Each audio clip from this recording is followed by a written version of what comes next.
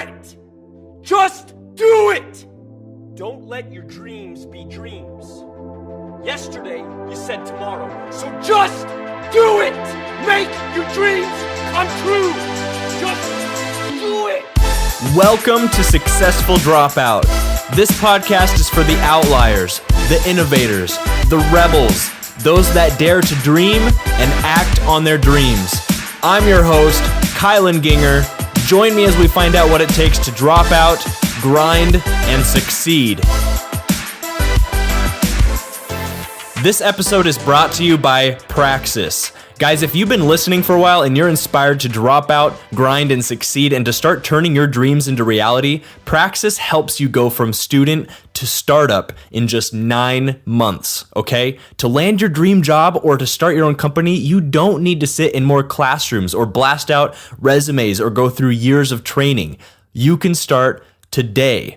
Praxis combines a 3-month professional bootcamp with a 6-month paid apprenticeship at a startup that leads directly to a full-time job. And startups aren't just for coders, by the way. There's sales positions, marketing, operations. Even if you're not sure what you're interested in, Praxis places you with a growing, dynamic company where you get paid to do work you love to do, where you get to become part of a team, and where you learn how to create value. It's not just an internship, it's real work. In addition to the apprenticeship, you complete an intensive education program that combines professional development training, skill building projects, and one-on-one coaching. You'll leave the program with a full-time job offer and the skills and experiences you'll need to work for any company that you want to work for or to even start your own company.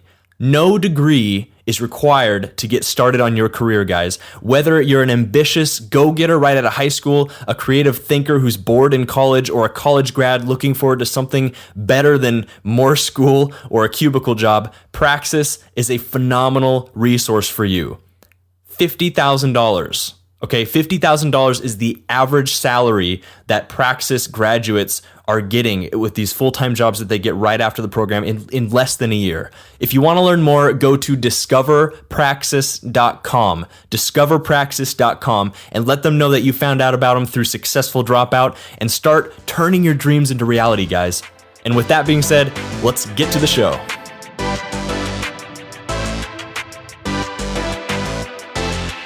What's up, Successful Dropouts? Get stoked because today on the show we have Jake Heilbrunn. Jake is the author of the book Off the Beaten Trail, which comes out September 28th. It's an inspiring memoir about his journey leaving college and backpacking through Central America.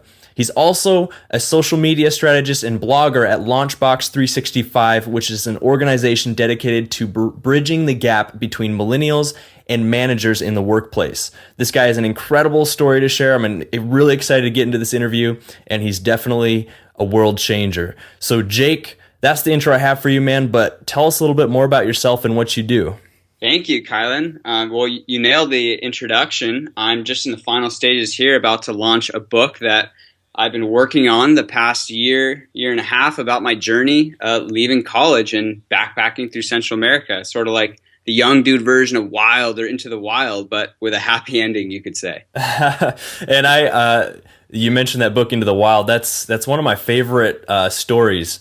Granted, if any of you listening have read it, it's about a guy named Christopher McCandless who kind of went off the beaten path, left society, burned his money, his wallet, his car, and just traveled the U.S., ended up in Alaska, and frankly, he was kind of stupid, and he made some stupid mistakes and ended up dying because of it. But I kind of romanticize that story. I love the concept, love the courage to, and just the outlier, like innovative spirit that just drives somebody to do that. And so really excited to get to talk to you, Jake, and hear about your story. And how old are you? I'm 19. Oh, wow. I would have pegged you for like 23 maybe or something. But that's funny. That's incredible. Okay, so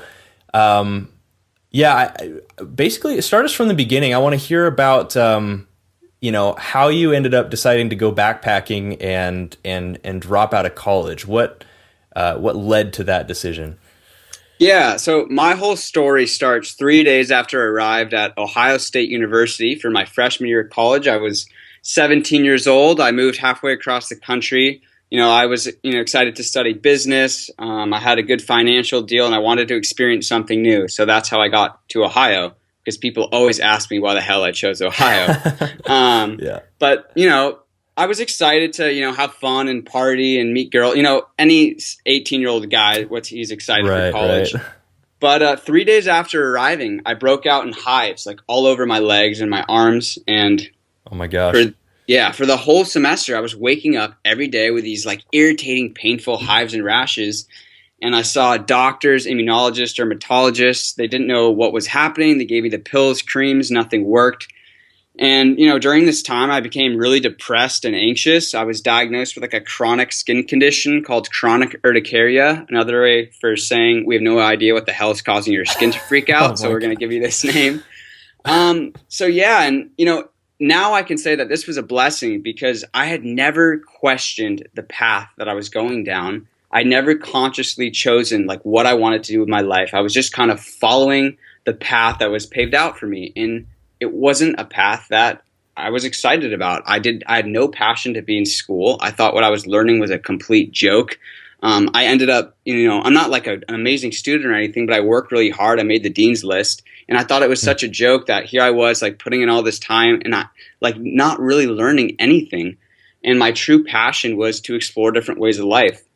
So I kind of made a bold decision. I didn't want structure, and I took a leave from school. And 2 months later, I hopped on a one-way flight to Guatemala with just a backpack. I had no phone. I'd never spoken Spanish. And I was going to make my way 9 hours up to this rural town to teach English in this small school where no one really spoke English. And I spent 6 weeks in that town and another 3 months after that just traveling through Central America, exploring different ways of life and volunteering and getting what I would call a life education. So is traveling and teaching something that you're passionate about and want to do long term, or is kind of a soul searching journey? It was a little bit of both. I really wanted to immerse myself in another culture while making a difference in a community, and so I found the opportunity to do that through teaching English and soccer. I'm a huge fan of travel. I think people can learn so much from experiencing other cultures, and yeah. Tell me about why South America? How did that decision come about? Did you care about traveling, at all? Why did you decide to travel, I guess, as opposed to doing anything else you could have done? Well, when I first left school, I took a leave of absence, although deep down I knew I wasn't coming back, but to help right. Telling certain people, oh, it's just a leave of absence, whatever. I knew like I would, figure out my stuff later, but I knew that the thing that called out to me was I wanted to go on this journey. I wanted to experience the world on my own with my own eyes. And I was kind of just called to come to Central America. I was looking for a relatively cheap place. I had just a couple $1,000 in my bank account, and so I had to travel on a shoestring budget, to make it stretch for 4 months. I wanted to learn Spanish, and something about Central America and Guatemala specifically just spoke to me. And I feel like that's such a rare quality nowadays, and why I love to have people like you on the show to inspire you guys, successful dropouts, you guys listening, because I feel like, you mentioned you were 18 when you made this decision? Yeah. Yeah, I feel like at 18 years old, we're already so kind of sucked up in what society expects from us, and I see a lot of people, they're so, at 18, just concerned about following the traditional pipeline, making sure they get the good grades and pick a good major, so that they can get a good job and have a good house and a car and retire at 65 or whatever. And so I think it's incredible that that you, I guess, had the guts to just say, you know what, I don't like this, I'm going to try something different, and here's an opportunity to see a bit of the world and find myself. So love that, man. And did you know that you were going to write a book when you left, or was that an idea that came about later? Oh, well, first, I appreciate that kind response. And, it's crazy. Everything where I am in my life right now was guided by one vision, which was guided by two questions I was asked that helped me drop out of school. So I actually came back for the first night of the second semester where Ohio State was in the national championship and they won the football game. And then the next morning I realized something was wrong because everyone else around me was happy and I wasn't. So I went to see this career counselor who I'd spoken with a couple times because I had no idea what I wanted to study. I wasn't happy doing what I was doing. And she asked me two questions. And the first was, okay, if you leave school and travel, what's the worst thing that could happen? And of course, when I said my fears out loud, I started laughing because I was so caught up, catastrophizing where, these ideas in my mind are blown out of proportion. I thought I was going to just become some beggar on the streets, this huge failure if I left school. I mean, this was a very real fear to me. But when I spoke that aloud to her, I just started laughing. But then she asked me a question that I'll never forget. And she said, what is the best thing that could happen? And in that moment, I just imagined, it wasn't like the most clear image, but it just felt so right, of me traveling and experiencing other ways of life and writing a book about my experience to inspire other people to take that leap of faith. And literally that vision about a year and a half ago has guided me to where I am today. Wow. So that just kind of popped into your head when you were having that conversation with her. Yeah, it was like it was literally that moment where I said, I'm going to travel. Like I hadn't decided up until that point. I was so on the edge and I just, there's this quote by Adam Braun who founded Pencils of Promise. He says, immerse yourself in the vision of the life you'd be most proud to live. And that's essentially what happened. Yeah, and it kind of reminds me of this illustration of somebody who's you come to like a big canyon and you got to cross this bridge to get to the other side, but it's foggy, and before you step foot on the bridge and start actually making the journey to the other side, you can't see the end of the bridge. You can't see the other side because of the fog, and it's only as you take those steps and you keep getting closer and closer do you start to see the vision become clearer about where you're going to go. And I feel like, Jake, you can probably relate that so many people get caught up in, they know they're not happy with their current situation. And so they think, okay, I really want to be going and doing this. But then all those fears and those doubts, like you said, come in, you start thinking worst case scenario, I'm going to be living on the street, cooking over an open flame, begging for money. And what am I going to do? How am I going to make money? How am I going to, keep my reputation, whatever. But it's only when you start taking those steps or you kind of make that decision in your mind, like I'm going to do this, that sometimes the vision becomes clear and you realize it kind of just forces you to figure out how to make it work. Absolutely. And I love that bridge analogy. And, I tell people the hardest two decisions I've made in my life were leaving school and booking that one-way flight to Guatemala. And, there was a lot of what would seem like more difficult decisions, but that mental decision to just step into the direction, like, move past my fears, even though I couldn't see the rest of the staircase or the bridge, was the hardest part. And that's what I, want to communicate to people is that first step, just to leave or to pursue the path that you want to pursue. Just that first step is so important. Absolutely. Yeah. Lesson there. Just don't get caught up in all the what ifs before you make that step. If you make it, things will just kind of fall into place as you go along. And really quick, I want you to reiterate, what were those two questions again? Because I think that's really valuable to just go over again. Basically, it's just what is the worst thing that could happen if you make a decision? And I think this is important because, you have to be realistic. What is the downside? And then if you can live with the potential downside and the realistic downside, then you ask yourself, what is the best thing that can happen? And I feel like if you can live with the worst, just immerse yourself in the best and take the leap. Absolutely. And I just got to throw in a quick book recommendation there for anybody listening. It's by Dale Carnegie, and it's called How to Stop Worrying and Start Living. And again, just a phenomenal book on how to just kind of let go of the things that you can't control. And also that's a technique, is think of the worst case scenario. When you get comfortable with that worst case, or you realize that it's ridiculous, all of a sudden that fear just kind of dissipates. So phenomenal stuff, man. And do you have any, do you have like one crazy story from your travels that you can tell us, or do we got to read it in the book? Yeah, there's a lot. I would say kind of a funny one. Talk about things maybe not going out so well. I made my way up to the mountains in Nicaragua. I wanted to do this trek, and I was used to showing up at hostels where you would find, other travelers. and no one was in this town. Or there was one hostel that was full, and then the next hostel was empty. So I decided I'm going to go do this trek alone, and basically I do it. I hop on a chicken bus, and I get dropped off on the side of this mountain. I spend this amazing day trekking. What's a chicken bus is the local transportation. It's basically like a beat up U.S. school bus that gets sent down to Central America because it's like deemed unsafe, and it's painted with like yeah, it's pretty ethical. But yeah, so I their chickens are common passengers. I think that's why they call it that. Oh, but I missed the last bus coming home, so I'm standing on the side of this road, and I have like very little money on me, and it starts pouring, and I'm like, I don't know what to do. So I basically faced my fear, and I hitchhiked back to the hostel, and I was so scared that it would be some killer like what the media would portray. Turns out it was I got picked up in this guy's van, and he drives ambulances for a living, so he saves lives. So I thought that was pretty funny.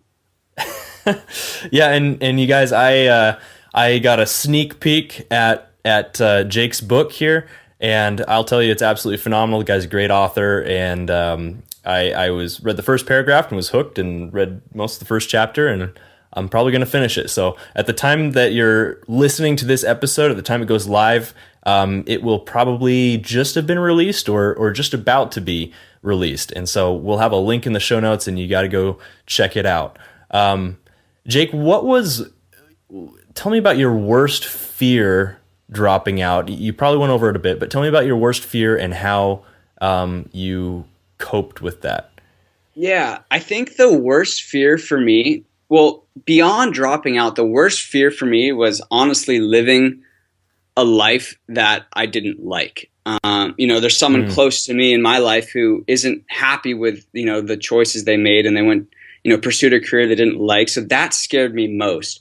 But dropping out, the scariest thing was kind of what happens next. I'm still kind of navigating through that, but just, okay, I get, once I'm back home after traveling, like what next? How are you going to get a job? How are you going to make a name for yourself? Social media is so noisy.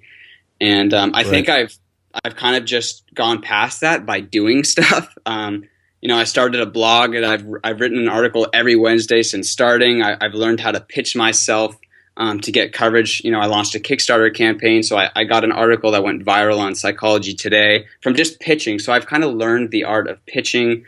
I've learned a lot of things that I didn't know how to do, simply because I think when you're not in the mindset of being a college student, it kind of enforces this idea of go for it. You don't have that permission slip because you don't have the degree where, you might feel like you need X to get Y to get Z. You just kind of go for it. And I think my biggest fear was kind of overcome by just doing stuff and just going for it. And it really has worked out that way. Yeah, and that's apparent from, kind of reading up on you, talking to you a little bit before this interview. It's apparent that you take action and aren't afraid to take massive action. And I really think that is the cure for any kind of uncertainty somebody might have, or just having kind of a hazy view of the future is, what is an action that you can take today? Take that. And I promise you, every single time I've done that, the next step just becomes clear, and things just start to happen when you start putting actions and vibes and thoughts kind of out into the universe about, this is what I want. It'll return that back to you. And I'm curious, how did your friends and family react when they heard about this decision to drop out and travel? Yeah, well, it was definitely a mix. My close friends and family, I was communicating well with my family and friends, like while I was extremely unhappy. So like my mom and dad and sister and like my really close friends kind of understood when I said I'm leaving, I'm going to go on this trip. A couple other people, I told one woman, she basically said I was nuts. I remember telling the TSA agent what I was doing, and she was like, "Oh, your poor parents." But honestly, I didn't tell many people. I didn't want to. I wasn't necessarily in the best mental state of mind, and I was a little embarrassed. Like I felt like I was some kid who couldn't handle college, and of course now I don't see it that way. But there's a lot of pressure that a lot of kids feel today. I mean, 1 in 3 college students have, said that they've been so depressed, it's been difficult to function. And a lot of kids don't speak up about that. And I think communicating with the people I love and who are close to me, like that, how unhappy I was, made that okay. And for me to have the support of the people who are close to me was all that I really needed.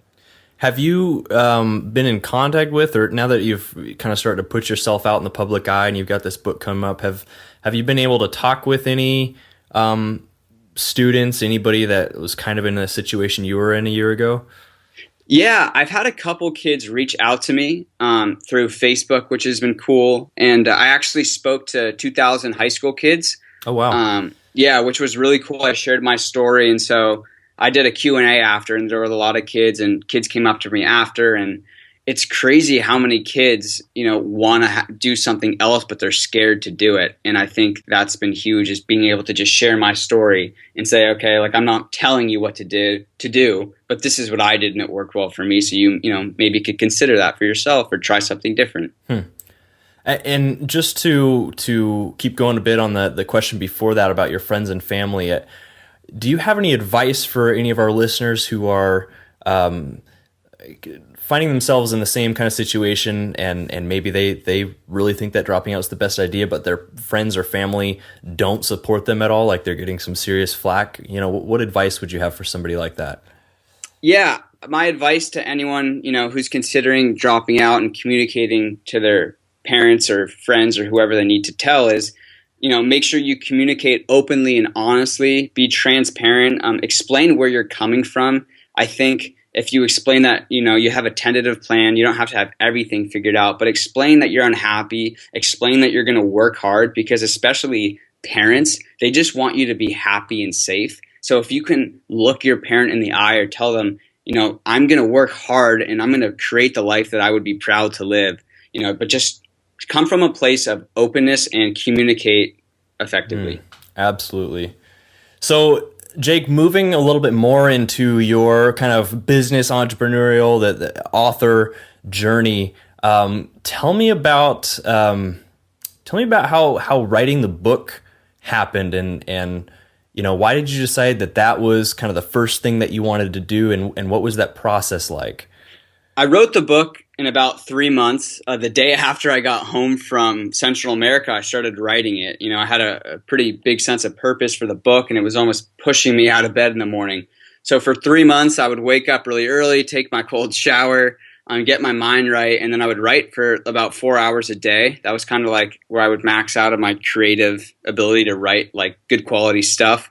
And I did that for about 3 months, and I had the first draft. And in today's world, you can self-publish a really high-quality book as long as you do the due maintenance and make sure you're getting, a great cover design, a great editor. And so I've essentially outsourced each step of the process, from the editor to the formatter to the cover design. And I did 2 different beta reads with beta readers, and I got my DBA for True Path Publishing, which is the imprint of my self-publishing company.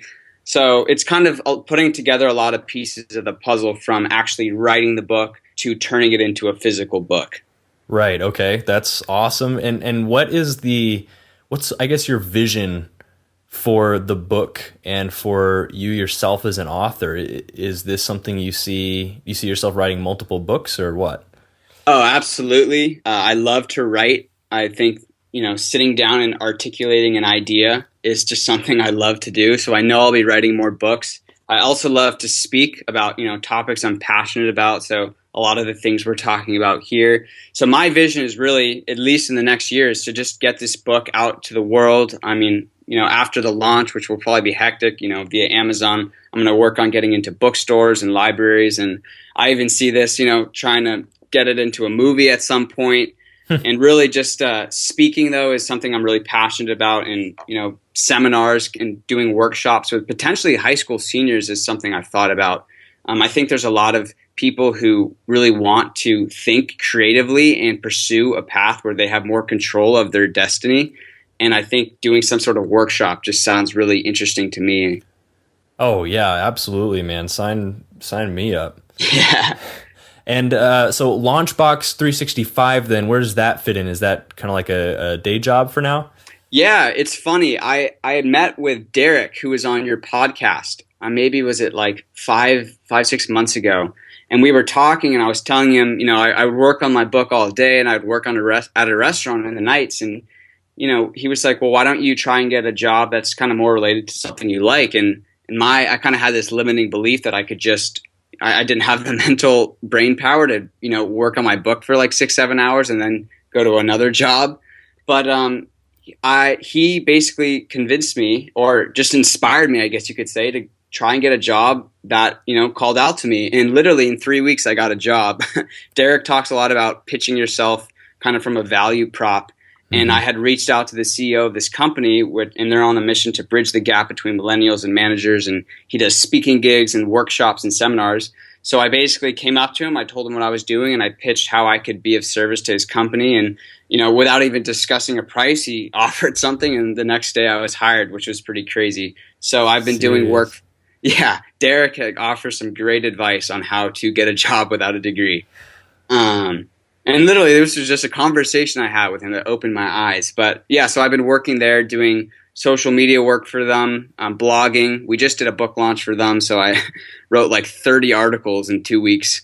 Yeah, that was pretty hectic. And yeah, just market research on the latest trends with millennials and managers. That's phenomenal, man. And I really want to pull out the point there that, Successful Dropout, I originally kind of started it with more entrepreneurship in mind, encouraging people to drop out and pursue starting a business and stuff like that. But that's why I called it Successful Dropout intentionally, because I didn't just want to put the emphasis on entrepreneurship, to try to see kind of where it went. And so that's why I love like your story, man, and people like Derek McGill, because it's also possible to drop out and snag your dream job nowadays. And it's people like you that are doing it, people like Derek McGill who are, writing books about that and making that kind of their mission. And that's entirely possible, and you're living proof, man. That's phenomenal. And so how long have you been working with them now? I've been there since early June. And do you see that as a long-term deal? Or are you hoping to basically just live completely off of your own ventures at some point? Yeah, my true vision is to make it work through my book and then, get into speaking and do seminars. But that's sort of long-term. And I feel like because I'm so young, that is really what I want to do mostly. Like, I would rather sell books like all night and go to farmers markets and do that gig, working for something that I'm super passionate about. However, I also recognize that I'm young, and I would, where I work, there's some great coaches. My CEO is a really smart guy, sort of a mentor. So I also want to work there and get some experience. And, he's mentioned that I could learn to, how to do like consulting and coaching. So I see myself kind of doing both. But, the book and speaking and that route is definitely what I want to do. But I'm also trying to get some valuable experience and learn in the process. Yeah, being able to work at a company, especially like a growing or brand new startup, is such a phenomenal experience.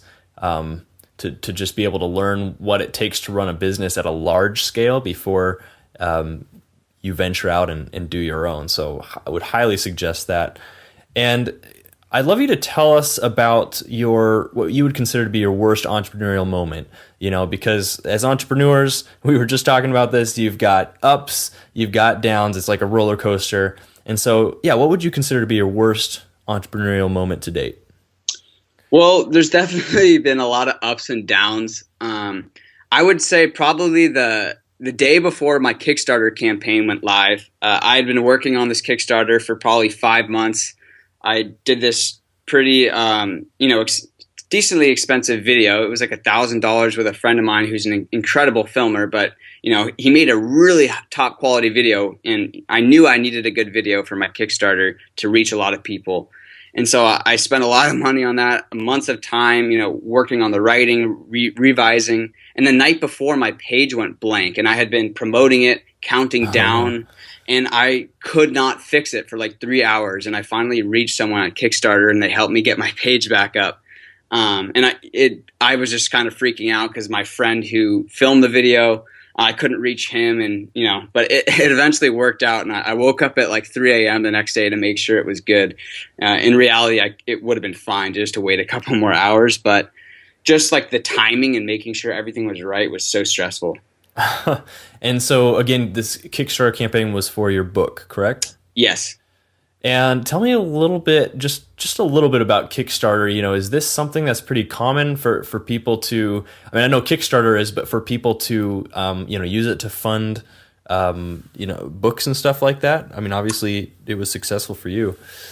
Yeah, there's definitely people who do it. It's definitely not like the most common thing, but I mean, John Lee Dumas did a huge one with his Freedom Journal. Yeah. But I figured out, okay, I know what I want, and believe that people could get behind this message. I'm not like John Lee Dumas. I'm kind of an unknown kid, but I knew if I could put together an effective, powerful video, and really like go balls out on promotion, reaching out to everyone I know, pitching different media outlets, that I could make something of it. And so I kind of studied a couple other Kickstarter campaigns, not even necessarily for book publishing, and decided I would go for it. And it's been huge because there are definitely costs to self-publishing a book if you want it to, appear and look like and read like a top quality traditional house book. Mm-hmm. Okay, so now Jake, on the flip side, what would you consider to be more of an aha moment, something that went really well, and what did you learn from that? I think one of the biggest aha moments for sure was kind of getting this. I got an article on to Psychology Today. I pitched this woman's column, and that got a lot of visibility. And I think for me, it was in that moment I realized so much of this journey is a numbers game of just reaching out to people and, not being discouraged, not getting an answer back. But the fact that she, A, said yes to the post, B, she posted it without me even knowing, and then emailed me like later that night and said, "Oh my goodness, your article's like been read 5,000 times in the first couple hours." And like, I was like, oh my gosh. So it was the aha moment that led me to realize like, you can create a serious impact, and you can do it as long as you just stay motivated and, keep going for it, keep trying. Which article was this again? That was called "The Disturbing Truth About Anxiety and Depression in College." Oh, wow. Yeah. I kind of want to read it. Yeah. Shoot me a link. Yeah, definitely a little bit of a provocative title, so that might have helped. Absolutely, yeah. How do you generate revenue right now? I guess since your book isn't live yet, you probably aren't, but is your main source of income right now just from the job? Yeah, it's Launchbox right now is the main one.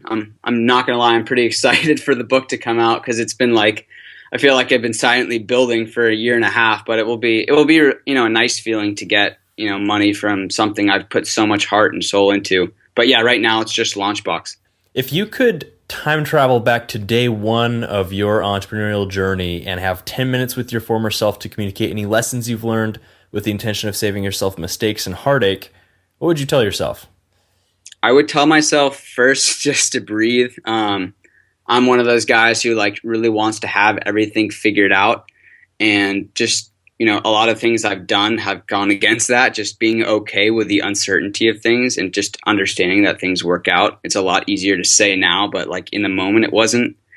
And the second is to just go for it. I think I've done, a decently good job of just going out there and not waiting for permission from someone else to pitch myself and, create work in this world. And my advice would be to even more so than I did, because I think a lot of us have this barrier in our mind where we think we need the perfect website or this or that to like start doing something. And if like we talked about before, I mean, action speaks louder than everything. Absolutely. And I hear you on that first point.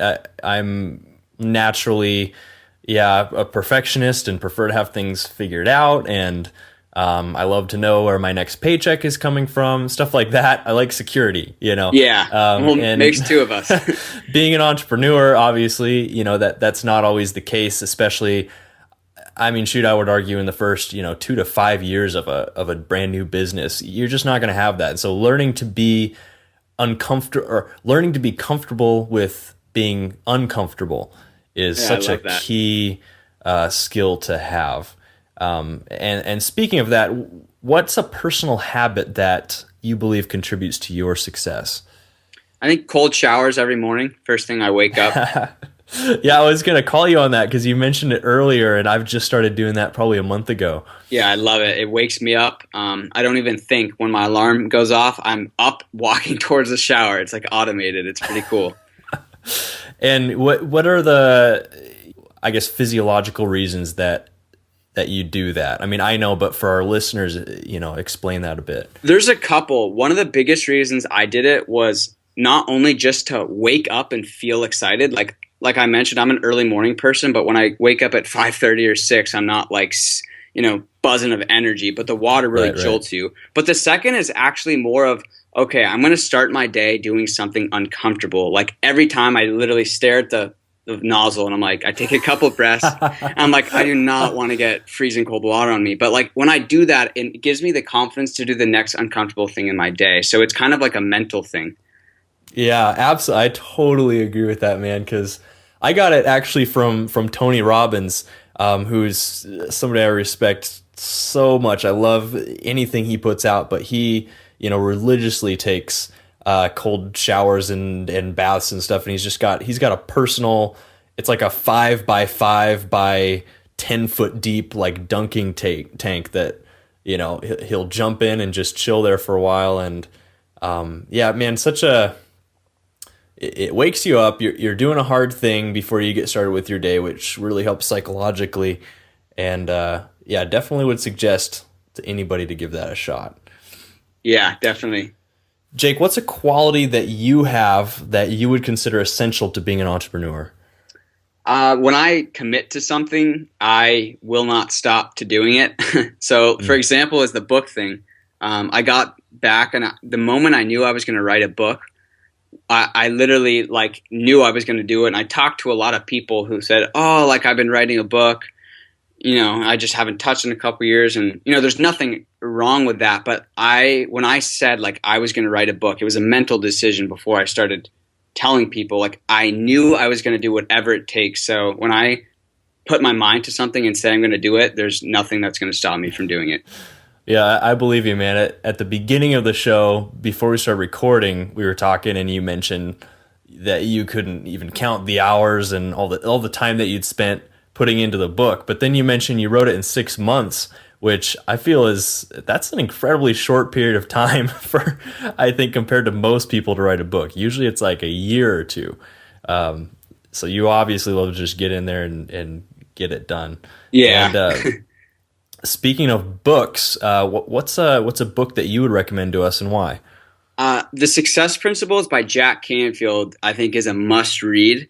I think it's the most comprehensive guide to being successful. And for me, being successful is all different areas of your life. And he has 64 principles with 10 new ones for the digital age that, covers everything from, communicating to your mindset to showing appreciation to, self-limiting beliefs and, the power of asking and how to get past fear. I think the book is just incredible. I've reread it a couple times, and I think everyone should read it. Huh. Yeah, and we'll have a link to that in the show notes. And along the same subject of success, I'm curious to hear what you consider success to be for yourself, because it's relative. It doesn't mean the same thing to everybody. And so for Jake, what is success? I guess what's the overall why for everything that you're doing? I think it's twofold. One, there's the quote by Bob Marley, live a life you love a life you live. So being able to wake up excited, to do your work every day. I think work shouldn't have a negative connotation. It should be something that you're excited about. And the second part would be, doing something purpose-driven and impacting other people's lives. I think, there's a lot on legacy today, but really just knowing that you mattered and that you did something to make a difference in someone else's life. So I think the combination of both of those is where success is formed. Absolutely. Yeah. Having something that lasts beyond yourself and a greater purpose. Absolutely. And also love the point that, love the life you live, and what was it again? The Bob Marley quote? Live the life you love and love the life you live. Live the life you love and love the life you live. And what's interesting is that more 9 times out of 10, in order to do that, you have to make decisions that are scary. You have to take risks. You have to be, what we were talking about earlier, uncomfortable or comfortable with being uncomfortable. And that's almost a requirement. And what I see too often is people, and what's even more sad is young people, people who are 18, 20, 22, 21, who are choosing safety and security and just kind of following the status quo and giving up on pursuing a life that they love. Yeah, absolutely. I agree. I think taking some sort of risk is a prereq to being able to do what you love. What's an internet resource like Evernote that you would recommend? I'm big on Google Calendar, especially now. It saves me. Yeah, I guess the busier you get, the more essential that is, huh? Yeah, it's huge. All right, Jake, we're getting down to the last few questions here, and these are a couple of my favorites because they really speak to the two types of listeners that we have here on the show. What parting piece of advice do you have for our listeners who are thinking of dropping out but haven't quite made that decision yet? I would just, like kind of we mentioned earlier, make a list of both the potential upside and downside of both decisions. Write them down, say them aloud. Think about what you truly want in your life. Kind of look back as if you're 90 years old in your rocking chair and think, what decision will I regret not making? And, a final piece would be nothing's totally permanent. I mean, if you leave school, you can always go back. Just kind of don't be so hard on the decision. I think that's what I would tell myself. Like I could always go back if I really wanted. Yeah, absolutely. What advice do you have for our listeners who have already dropped out and who are already on their entrepreneurial journey or trying to land their dream job? Well, I would say keep going. I'm sort of right there with you in the pursuit of my dreams. So just to have faith in what you're doing and, work really hard to make your dream a reality because it doesn't happen overnight. What's the best way that people can connect with you? I'm all over social media, so Facebook, Instagram, Twitter, and I just launched my website actually. It's www.jakeheilbrunn.com. And so I have over 45 blog articles on everything from dropping out of college to navigating through change to lessons learned traveling. So there's a lot of good content there. Phenomenal, man. Good word. Well, successful dropouts, you've been hanging out with Jake and Kylan, learning what it takes to drop out, grind, and succeed. For everything we talked about today, head over to successfuldropout.com and type Jake into the search bar, and the show notes will pop right up. And as always, stay hungry, stay foolish. For more information about how to drop out, grind, and succeed, go to successfuldropout.com. I also love questions. If you have a question about anything we talked about today, I want to hear from you. Go to successfuldropout.com and click the Ask Me a Question link at the top of the page.